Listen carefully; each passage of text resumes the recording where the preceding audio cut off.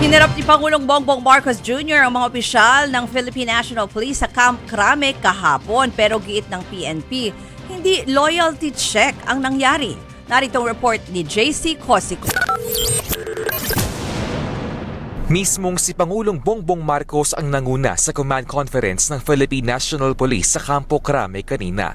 Tiyempo ito sa tumitinding tensyon sa pagitan ng Pangulo at ni Vice President Sara Duterte.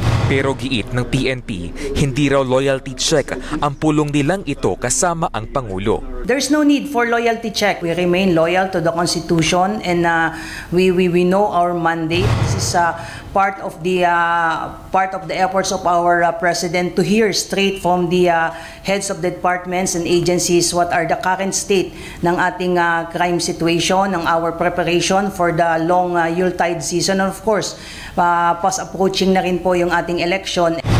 Kasabay ng command conference ang ikalawang Joint National Peace and Order Council, Regional Peace and Order Councils meeting. Kabilang sa ipinag-utos si Pangulong Marcos ang pagpapaigting sa kampanya kontra illegal na droga. Gusto raw matumbok ng Pangulo ang mismong source nito. Sabi niya, let us hit for harder. Let us institute more reforms to make sure na yung ang PNP ay maalisan ng mga undesirable na mga pulis para yung tiwala at kumpiyansa ng ating mamamayan ay magtuloy-tuloy.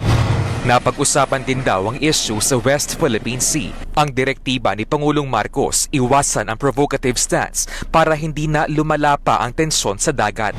Matapos namang kanselahin ang lahat ng lisensya ng Pogo at internet gaming licensees, ipinag-utos si Pangulong Marcos na paigtingin ang operasyon laban sa mga ito.